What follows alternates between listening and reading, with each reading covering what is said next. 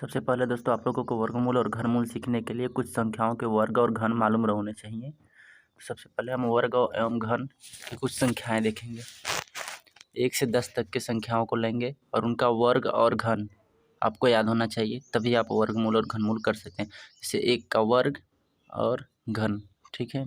1 का वर्ग 1, 2 का 4, 3 का 9, 4 का 16, 5 का 25, 6 का 36, 7 का 49, 8 का 64, 9 का 81, 10 का 100, ठीक है।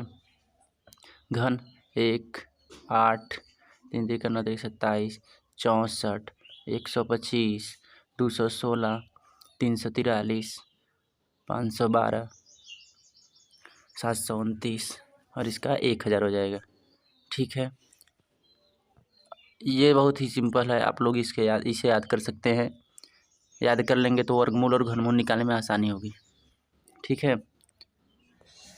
तो आइए अब तब चलते हैं वर्गमूल और घनमूल की तरफ। जो 1 से 10 तक हम लोग वर्ग और घन देखे थे ना, उसमें से इकाई अंक हमें याद होना चाहिए सबका, कि इसका इकाई अंक ये होता है। जैसे इकाई अंक अगर हम ले 1, 4, 5, 6, 9, 0, ठीक है। ये वर्ग की इकाइयाँ होती थी। 1 किसकी इकाई है? 1 और 9 की। 4, 2 और 8 की। 5 सिर्फ 5 की है। 6 किसकी इकाई है? 4 और 6 की। 9 किसकी इकाई है? 3 और 7 की। 0 10 की इकाई होती है, ठीक है। ये वर्गमूल के लिए है, ठीक है। ये सब 1, 4, 5, 6, 9, 0 वर्ग की इकाइयाँ हैं, ठीक है। अब देखेंगे हम घन की इकाइयाँ। घन की इकाइयाँ में 1, 2, 3, 4, 5, 6, 7, 8, 9, 0, ठीक है। तो 1 किसकी इकाई है, उस संख्या को हम देख लेंगे। 1 जो है 1 की इकाई है, 2 8 की इकाई है, 3 7 की इकाई है, 4 4 की इकाई है, 5 5 की इकाई है, 6 6 की इकाई है, 7 3 की इकाई है, 8 2 की इकाई है, 9 9 की इकाई है, 0 0 की है, ठीक है। चलिए दोस्तों अब हम लोग चलते हैं वर्गमूल पर। वर्गमूल में आपको मालूम होता है कि वर्ग मतलब स्क्वायर होता है, 2 होता है, ठीक है।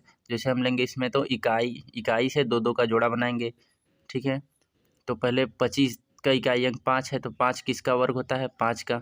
अब देखेंगे 6 किसके वर्ग के बीच में है? तो 2 के वर्ग के मतलब 4, 3 का वर्ग मतलब 9, मतलब 2 और 3 के बीच में है, तो सबसे छोटा वाला लिख लेंगे।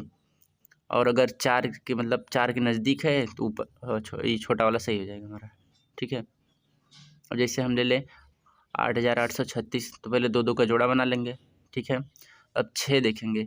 6 किसकी इकाई है? 4 और 6 की है, ठीक है। तो 4 और 6 लिख लेंगे।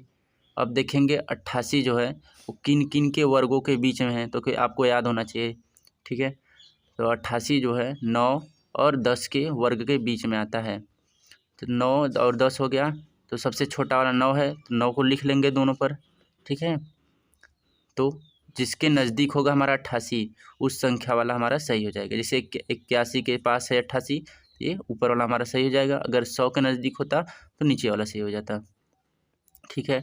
अब चलते हैं घनमूल की तरफ।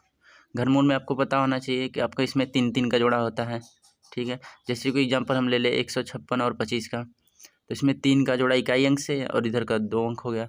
तो देखेंगे 5 किसका घन होता है? 5 का, तो 5 लिख लेंगे। और 15 देखेंगे किन घनों के बीच में आता है? यह 2 के और 3 के घन के बीच में आता है, ठीक है। 2 का घन 8, 3 का घन 27। अब देखेंगे 15 किसके नज़दीक है? 8 के या 27 के? तो इसलिए 8 के नज़दीक है, ठीक है। जैसे और कोई एग्जाम्पल हम ले लें, जैसे ले रहे हैं 175 और 76, ठीक है। अब इसमें हम इकाई से 3 अंक का जोड़ा बना देंगे। अब देखेंगे 6 किसका घन होता है? 6 का, ठीक है। अब 17 देखेंगे किन घनों के बीच में आता है, ठीक है। तो यह 2 और 3 के घन के बीच में आता है। तो पहले 2 वाला लिख लेंगे, फिर 3 वाला घन लिख लेंगे। याद रहेगा तो काफ़ी मज़ा आएगा। और छोटा वाला इसमें से लिख लेंगे हम, मतलब 2, ठीक है।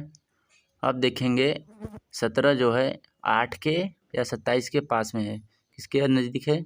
8 वाले में, ठीक है। तो ये 26 हमारा सही हो जाएगा।